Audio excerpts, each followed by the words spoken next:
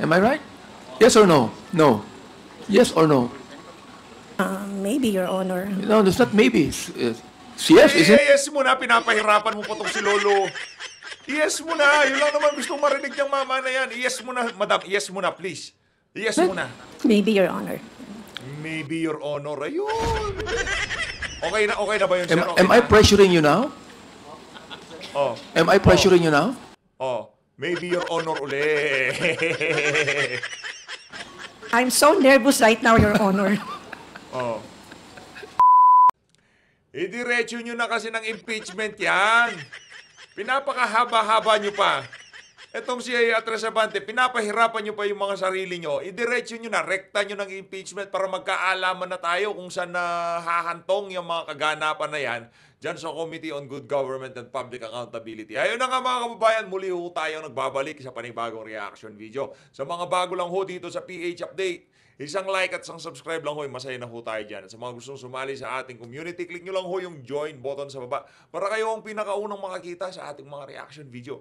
Ayun na nga mga kababayan, meron ho akong bagong matinding ibabahagi sa inyo dito sa video na to. Etong si Atras-Abante, ito tanong lang ha, ito tanong lang Mr. Atras-Abante. Okay?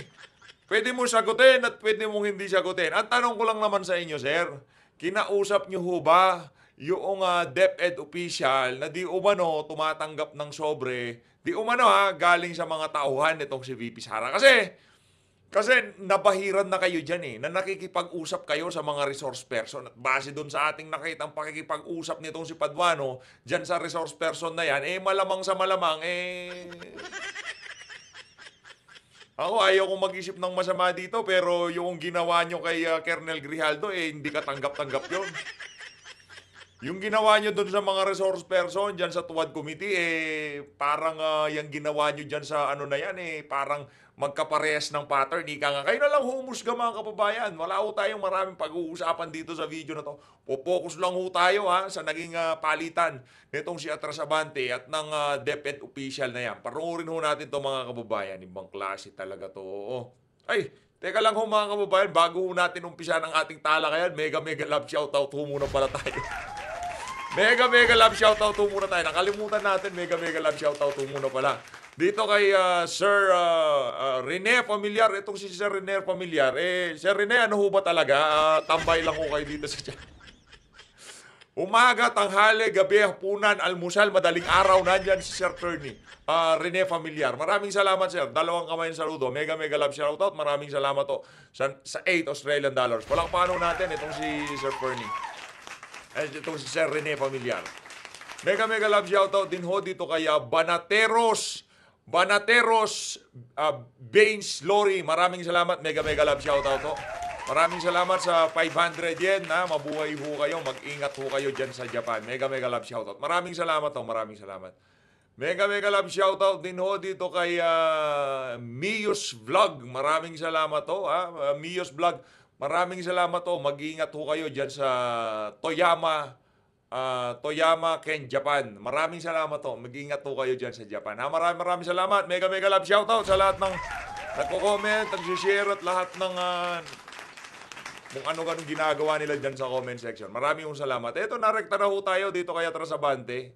Rekta na ho tayo dito kay Game. Were you requested or were you pressured?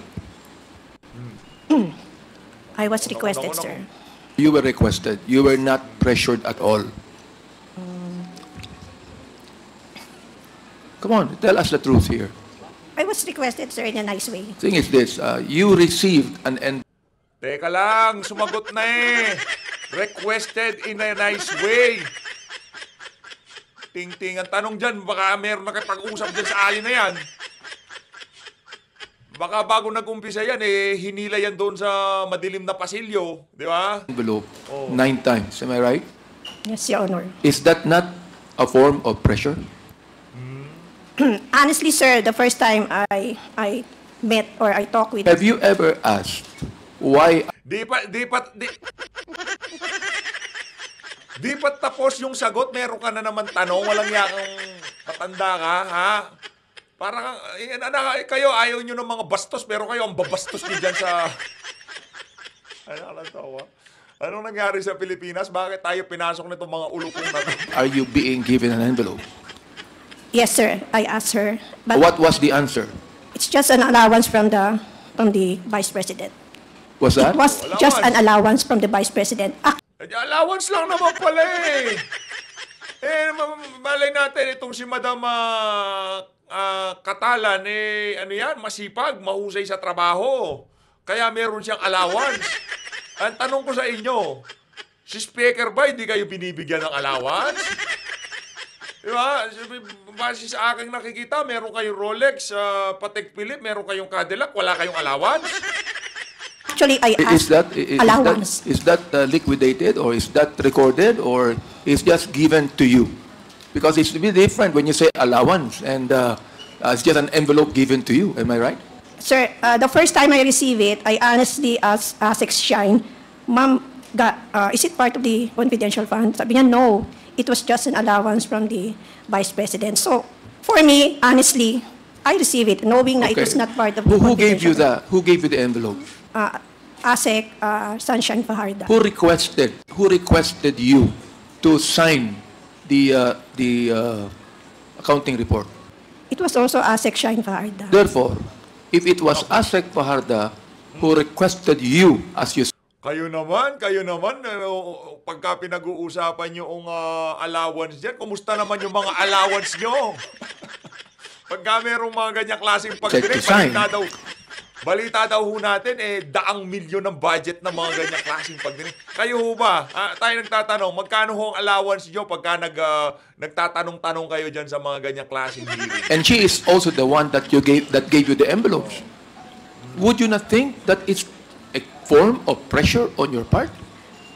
Come on, but please tell us the truth here. Come on, bilaglag mo na, direktahin mo na. Sabihin mo, pinipressure ka. Hindi ka titigilan ng matandang uhugin na yan pagka hindi ka sumunod sa naratibo nila, madam. Kung ako sa'yo, sumunod ka na. Ako okay lang walang problema.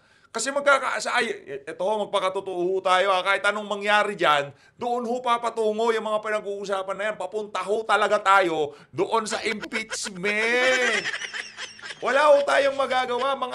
Mga merong trililing merong mga saltik yung mga di ba? Wala ho tayong magagawa. Doon ho talaga papapunta yung usapin na yan. Kaya wag na ho natin patagalin. Kung merong maghahain, yung mga aso nitong si Tambaluslos na nasa labas, maghahain, tanggapin nyo na yung impeachment complaint. Tingnan na natin kung merong sustansya yung mga na yan, yung mga reklamo kay Vice President Sara Duterte para magkaalaman na, once and for all, para matapos na yung mga alingas-ngas na yan. Kasi kung paninira lang yan, hindi ho gumagana yan. Kasi una sa lahat, kung tayo dito sa PH Update, pagka sinabi natin, wala na tayong tiwala sa mga Duterte, naku, malaki problema dyan. Malaking problema yan. Ibig sabihin, meron ho talaga tayong problema dito sa mga Duterte na to. Pero habang si PH Update at yung mga vlogger na kilala nyo, na tinatayuan, na talagang handang makipagbalagbagan dito sa mga Duterte na to, huwag nyo hong paniwalaan yung mga ulupong na yan dyan sa House of Representatives. Dahil yung mga yan, interest lang ni Tambaluslos ang kanilang pinoprotektahan dyan. Yun ho ang katotohanan dyan. Because look, I think you know what I mean, isn't it? I do not think that you are going to receive envelopes from the same person that requested you without you realizing the pressure of signing it. Ms. Catalan. Your Honor, at the first giving of the envelope, I honestly asked ASEC Shine if it is part of the confidential fund. Sabi niya, hindi, this is just an allowance from the secretary. So I trusted her word for that. And without any thinking, it was really part of the confidential fund, honestly on my part. So I received it honestly on my part without any, it was part of the confidential fund. I'm saying this to you because alam mo, talagang saying this to you, talagang wala na. Mayayari ka sa amin dito. Yayariin ka namin dito. And my heart goes out to you, Ms. Catalan. You know, I think it would be... Ganyan ka ba nanliligaw nung bata-bata ka, Brad? Ha? Ganyan ka ba kasi dating parang nanliligaw ka tong mama na to, sa totoo lang, ano ho yan, karakas pa lang ho yan, ano na, hindi na mapagkakatiwalaan. Kaya kung ako sa inyo, tumatakbo ulit yan ngayon. Doon sa mga kababayan nating, sa mga boboto dyan sa mama na yan, ibutuhin nyo yung kalaban ng mama na yan dahil wala akong kwenta yan si Atrasabante. Umatras ka na, sir, wag mo nang ituloy yan. It would be best that, in your own heart, you have been pressured because you received the envelopes. They're not only being requested. You have been pressured because you received envelopes thinking that they are just allowances, but you know it is never recorded. It is not part of the budget that was given to the OVP or the Secretary of Education. It's not part. Did you sign a voucher for it? No, Your Honor. See? I mean, so what I'm saying is this. Those 9 envelopes you received is a form of pressure on your part or on the part of the same person that asked you to sign. Ms. Catalan. Am I right? Yes or no? No. Yes or no? Maybe, Your Honor. No, it's not maybe. It's yes, isn't it? Yes mo na, pinapahirapan mo pa tong si Lolo. Yes mo na, yun lang naman gusto marinig ng mama na yan. Yes mo na, madam, yes mo na, please. Yes mo na.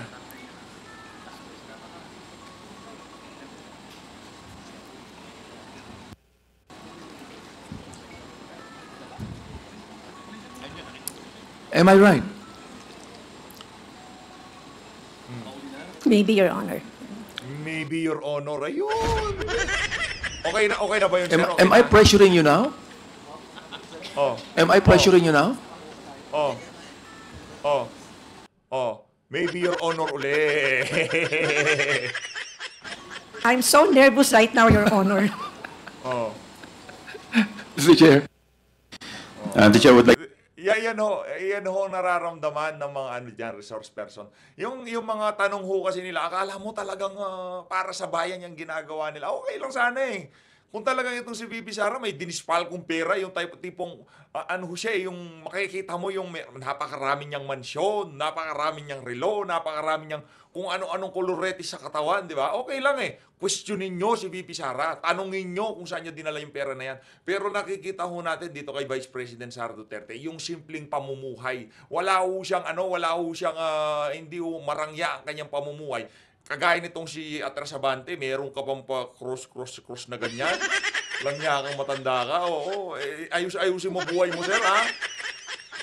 Ayaw kong pumunta dyan sa usapin na yan, pero yung pagiging banal mo na yan, wag mong dalin sa ano. Pagka, napapasok ka na bilang congressman, ubad mo yan. Dahil kahihiyan sa kongregasyon mo, yung mga pinaggagawa mo, langya kang matanda ka. Eto na ho. I'd like to recognize the presence of the Honorable Jude Asidre, the Deputy Major. Ayan. Hey, Jude. Ito. Lagi ko kung tinatanong to pagka nakita na natin si Hey Jude. Bago mo kami banatan ng kung ano-ano, Hey Jude, turuan mo muna kami paano magluto na sinigang na baboy. Authority Leader from Timog Party List. Mr. Chairman, Yes, this will be my last Mr. Chairman. manifestation, Mr. Chairman. Chairman. Just I want to put in the record that in today's hearing, Ms. Catalan, the head chief accountant of DepEd, admitted that indeed he was, as the term being used by her is being requested to sign, but of course, tumanggap din po ng extra si Ms. Catalan. Now, but in the previous hearing, Mr. Chairman, I just want to put in record that it is not only Catalan na tumanggap ng ang sobre. Attorney Oreste Osias also admitted. Now, even Attorney Michael Wesley Poa, nandito ngayon, admitted also, but that was only December. But he still admitted that he received some amount from the Vice President. And of course, Miss Gloria Jumamil also. Wag mo nang bagitin yung si Gloria Jumamil, Brad. Wag mo nang bagitin. Kasi yun, nagsusulisit yung ali na yon nang walang hindi alam ng kanyang principal. Nagbibigay siya ng kung ano-anong mga sulat para manghingi ng pera. Base doon sa sinabi nitong si Vice President Sara Duterte. Yung si Jumamil, hayaan mo yun. Di kasama sa usapan yun, walang yan. Merkado, si ma'am, bit-bit niya pa yung mga sobre, no? Yung original na mga sobre. Talaga, at nandito ngayon, no? In possession natin. And of course, lahat na to is galing from Miss Sunshine Farda na heya ni BP at the same time asawa nung SDO ng Office of the Vice President in relation to confidential fund. So as of now, apat na po ng mga officials ng Vice President na umamin na tumatanggap po ng sobre galing sa Vice President. Thank you, Mr. Chairman. That's all. Mr. Chair? Congressman Sia Alonso. I yield to the senior. Yes, I just have a few with the questions, but I yield indulgence to, of, Congressman but I yield Sia, to Chairman. The Chair would like to recognize Congressman Akop. Thank you. Madam Catalan, dadagdagan ko yung pagka-nervyos mo. Ayun na, isa pang kups to. Ito yung isa sa pinaka-kups. Isa sa mga pinaka-kups yan. Sa totoo lang, yan si Romeo Ako. Nag-iisip lang ako dun sa sinabi mo na noong binigyan ka ng unang sobre, sinabi mo kagad, ang tanong mo kagad galing ba ito sa confidential fund? Tama po ba yung pagkarinig ko? Yes, Your Honor. Bakit ganun ang tanong mo? Because honestly, I'm wondering ba't ako bibigyan? And during... Ngayon, it was after honestly, the... nagtanong ka kung bakit ka binibigyan. Ano ang sagot doon sa tanong mo na yun? But I was made to understand by ASEC Shaina, it is an allowance from the secretary. Kayo po yung accountant, di po ba? Yes, Matanong sir. ko po kayo, saan po nanggaling na pondo, ang source of fund, nung allowance na binigay sa inyo? And I didn't have the courage to ask for that. Pag tinanong mo, you had the courage to ask, galing ba ito sa confidential fund? Tapos you did not have the courage to ask, saan galing yan kung hindi galing sa confidential fund? Di po ba? Sure, Honor. Di ba? May lakas kang loob na tanungin, galing ba ito sa confidential fund? Pero hindi mo tinanong nung sinabi niya, hindi galing sa confidential fund yan. Saan galing? Di ba dapat yun ang sunod na tanong? Following your line of questioning. Kasi, madam, it is irrelevant whether you're aware of what you have signed or not. Kasi under the circular, you can be also liable. You cannot escape that. Kasi sa dami ng inimbestigahan ko, basta nakikita yung signature na nandun yung signature, papailan ka ng kaso ng investigador. Di ba? Lalong kinabahan itong si Ma'am Catalan. Yari ka dyan, madam. Kaya nagkukuhan ako dun sa kwan You were brave enough to ask. Ang dami yung ini-stress. Pag ayan na, yung ali na yan. Yung ali na yan. Pagka sa susunod na hearing ho, makikita nyo iba na ho pagmumukha niyan. Sigurado, diyan sa stress, pressure, lahat ho ng ginagawa nitong mga walang yang to dito sa mga tao na to. Meron din naman bawi ang tadhana dito sa mga walang yang congressman na to. Hindi pa ngayon. Siguro sa mga susunod na panahon, abangan ho natin itong si Vice President Sara Duterte. Yan, no, alam nyo kung bakit gusto nilang ma-impeach itong si BP Sara. Para hindi na ho siya makahawak ng pwesto sa pamahalaan. Kasi pagka na-impeach ka na, ganun ho mangyayari. Kasi pagka yan si BP Sara, nakaupo yan sa Malacanang, nakupo. Kung ako sa iyo, akop, abante, ay, nakupo. Mag-alsa balutan na kayo, may kalalagyan kayo, sigurado. Kung galing sa confidential fund. Kasi nasa isip mo na dun sa pinirmahan. May kalalagyan ha, makikitahan kayo ng mga irregularidad sa mga pinaggagawa nyo na yan. Baka sabihin, baka mamisinterpret tayo. No, doon manggagaling yung pondo na binibigay sa iyo as an allowance. Di ba? Yun na napasok sa isip mo na binigyan ka ng allowance sa pagpirma mo dahil sa confidential fund. Sa pag-clear o liquidate ng confidential fund. Di ba, Iha? Yes, Your Honor. Yes. And you didn't know that because of your signature, pwede kang lumubog. Tama, Iha? Yes, Your Honor. Sige. Thank you, Mr. Chair. Mr. Chair, with the indulgence of Congressman Adjong, So naman, mas masama pa rin sa akin, pwede kang lububog. Saan mo nang papalubugin dyan? Ikaw talaga ako po. Nervyoso na nga itong si Catalan. Pinapanahon. relation to Abante, what you are recognized. Congressman Akop said. I remember some years ago, Mr. Chair, that when the Vice President was still in the DepEd, that there is a rule that she made, no gift policy. Am I right, Attorney Poa? Yes, Your Honor. That is correct, Your Honor. That's the rule. No gift policy. Do you remember that, Ms. Catalan? Yes, Your Honor. So why is she giving envelopes? if the rule in her office is no gift policy. Therefore, even the Vice President would think that whenever a gift is given, that's bribery. That is subtle bribery. Ms. Catalan.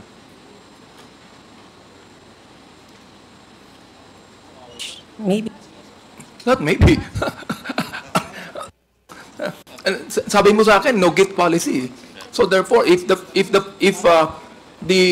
Vice President said that there is no gift policy, therefore she is trying to avoid any kind of a bribery or a corruption in his part. Attorney, can you please, do you believe that? Well, yes, I do believe that, Your Honor, because even as OSEC, when I was in OSEC, no gifts talaga kami from anyone. No gifts. No gift policy was in place. So, nakita niyo yung answer ng dating spokesperson ni Vice President, am I right? That's the reason why I'm asking you if you are pressured. Siguro kinakailangan, sabihin mo na rito sa amin. Itong si Yusek po, parang di maganda lagay niyo. Hindi na siya kasing dati kasi tikas nung Yusek po. You're pressured because of the allowances given to you. Oo. Hindi nyo na kinakailangan pagtakpan pa yung nagbigay sa iyo eh. Ako, hindi ko sisisihin yung mga tauhan ni VP Sara na aalis sila ngayong mga panahon na to sa tabi niya. Hindi ko natin sila masisisi. Kagaya ng mga ibang mga kasama niya noong nasa pa siya DepEd, ngayon sa OBP, kung mag-aalisan yung staff niya, hindi ko tayo magtataka. Kasi sila ho ang dinidiin dahil hindi nila mahawakan, hindi itong mga congressman na to, hindi nila mahawakan to si VP Sara. Kaya ang binibira nila yung mga tauhan ni VP Sara. Doon mo kasi yun ang kahinaan itong si Vice President Sara Duterte. No, kaya hindi ho niya pinapadalo itong si Yusek po, dalo ng dalo, hindi natin lang napabahay. Ikaw, Ms. Catalan, ikaw po ang accountable dito, ikaw ang kawawa dito. You do not even need to protect those that gave to you the envelopes. Because the fact is this, when the rule in the Vice President's office is no gift policy, she would think that to be corruption.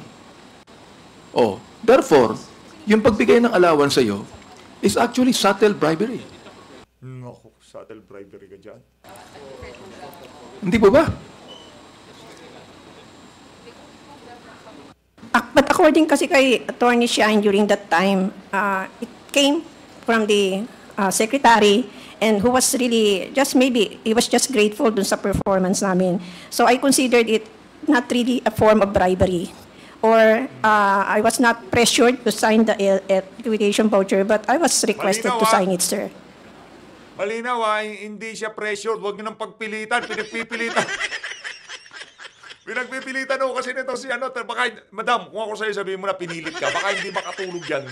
Yung si Abante, baka hindi makatulog yan. Sabihin mo na, sir, ano ho ba gusto nyong marinig? Gusto nyo ho ba marinig na pinilit ako? Okay ho, pinilit na ako para manahimik na ho kayo. I'm not going to, in any way try to convince you otherwise, Ms. Catalan. What I'm just trying to say is, when the rule of the Vice President is no gift policy.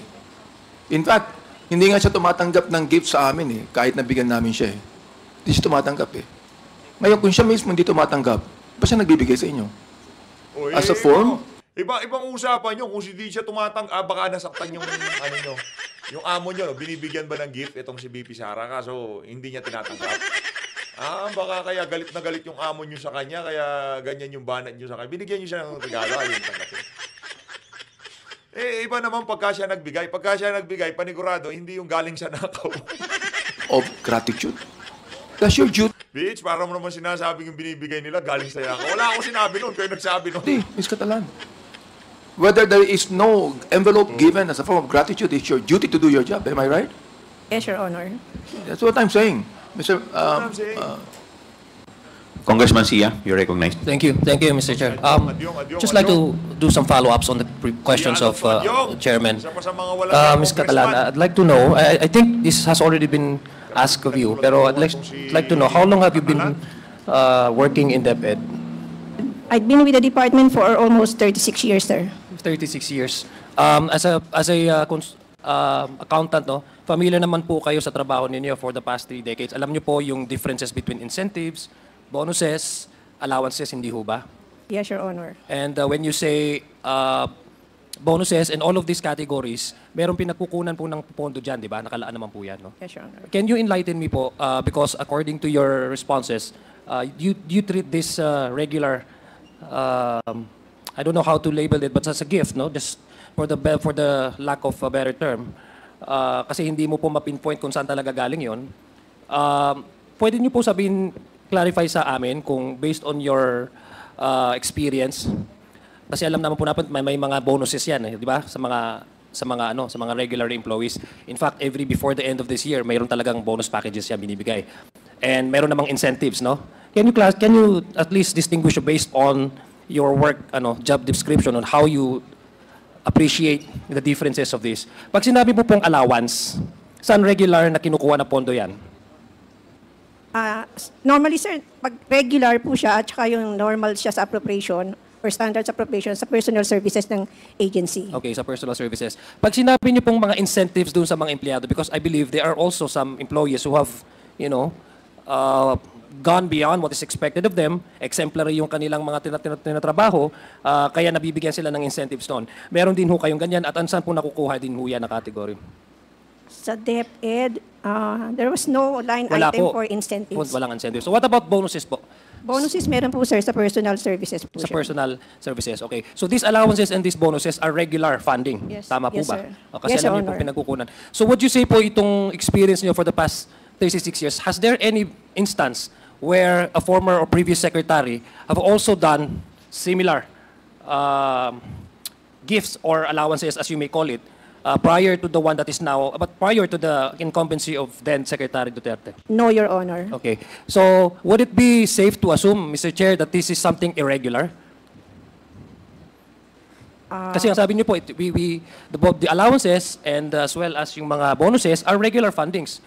There are line items under your budget, kasi accountant kayo, at doon nakukuha. So, it's a regular funding, no? According to you, there has never been, for the past 3 decades of your work, your stay in DepEd, there has never been any instance where there's an administrative policy of your department that says pwede kayong magbigay regularly ng mga sobre sa mga empleyado. So that's sometimes something irregular, hindi ho ba? Sir, I was made to understand that the allowance came from But the you have secretary already, yes, but you have personally. already described to us that the appreciation of allowances is actually based on irregular funding that is allotted to. So how about what else can you describe that kind of pabuya, halimbawa, o pagbibigay sa inyo? As in, according to you, hindi naman siya nagpo-fall as an allowance. I was made to understand that it came from her personally.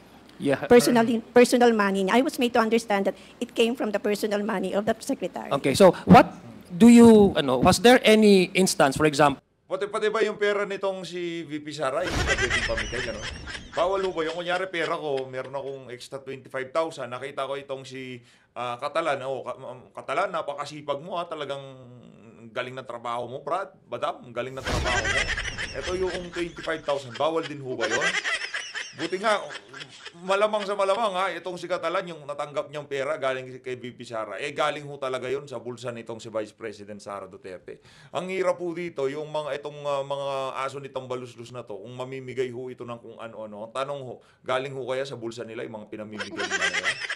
Paul, na sabi nga ni Manong Romy kanina, what made you first ask si attorney na ito ba'y galing sa confidential funds, hindi ho ba? That's your initial Ibig sabihin, you already had a prejudgment that this may come from the confidential funds. And then later on, you were made to believe, according to you, that it's come from the budget of the OVP. Personal budget of the OVP. Sa inyo po bang palagay? I'm just asking you now, not as a consultant, but as a regular, average-minded person. Sa inyo palagay, kaya ho ba yun ng isang tao nang magbigay ng ganung regularly ng amount based ho doon sa sitwasyon nung nagbibigay? In this case, Secretary, Sa akin, sir, kasi kaya naman niya kasi malaki naman sweldo ng secretary. Okay, so ang palagay niyo doon doon sa inyo napupunta yung kanyang, sa palagay niyo yun? Yun, sir, honestly. Yun ang palagay ko. Kaya I was made to understand that it came from the personal money of the secretary. Okay, so gusto ko lang pong malaman na Ms. Catalan, how often did you receive? Itong si Ma'am Catalan, ano lang, consistent lang siya kasi kahit paano siya paikot-ikutin, hindi ho nila mapiga na sabihin sa kanya na ano yan, suhol yan para makulit mo. These funds? I mean, this Monthly. monthly. So ilang months po kayo nag-receive ng ano?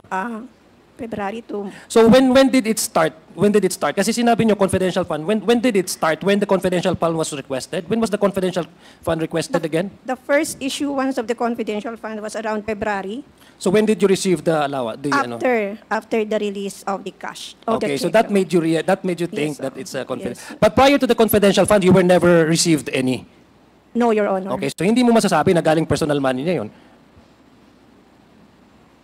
Again, I trusted. Yeah, but you said, Ms. Catalan, that you made to understand Ikaw, ito naman si Sir again. that it was malaki naman ng sweldo niya. So bakit nung umupo siya, hindi na siya nag-start magbigay? Bakit nag-start siya magbigay nung first na na-release na rin yung confidential funds? I think that's what made you think that it's part of the confidential funds. Again, Mr. Chair, just a manifestation na sabi nga, it's something irregular. It does not happen, no? In the previous, it did not happen prior to the release or request of the confidential funds. That would be all, Mr. Chair. Thank you very much. Mr. Chair, Congressman Abante. nakatanggap po kayo ng 9 envelopes na nagkakahalaga ng 25,000 each, di ba? Si Abante na ulit. Yes, Your Honor. That would be around almost Para na mga laking bagay sa inyo ng 25,000 kada envelope. Sa 9 months, parang laking bagay naman sa inyo nun. Kumusta naman yung mga congressman na contractor pa? Diba? Kumusta naman ho yung mga congressman dyan na nakikinabang doon sa lobby money ng mga malalaking kumpanya?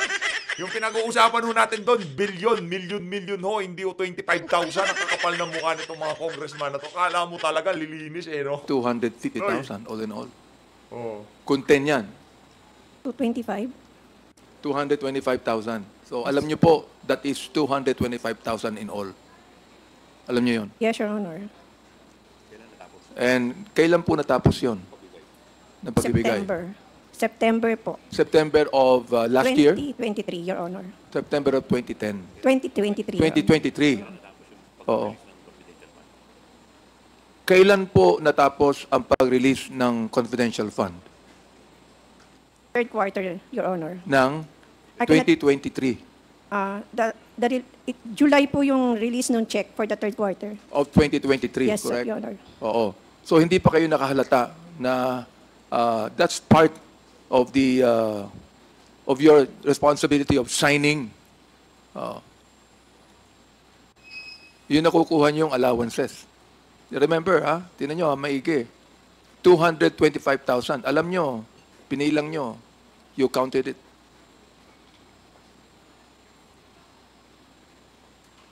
Sa yun lang po. Your Honor, may I be recognized? Committee Secretary, Your Honor. Comsec, you're recognized. Your Honor, we would like to recognize the presence of the Honorable Lord Dan G. Suan from the 1st District of Cagayan de Oro. Welcome, Your Honor.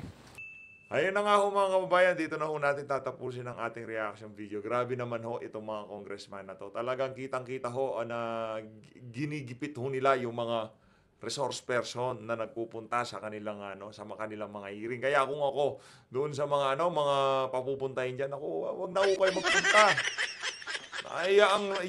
Yaang pagsasalita nyo dyan, yung lahat ng mangyayari sa inyo dyan sa hearing na yan, makikita yan, pati kaapu-apuhan nyo. No? Okay lang makulong kayo, huwag na kayo magpakita dyan. Napakalaking kalokohan ng mga hearing na yan, wala naman nung kakwenta-kwenta. Ang bottom line lang naman dito, gusto lang naman nilang ma-impeach itong si Vice President Sara Duterte. Pati kayo, magkakaroon ng record dyan sa House of Representatives. Na nagpunta kayo dyan sa hearing, sinindak-sindak kayo ng mga congressman na yan, huwag na lang ho kayo magpakita.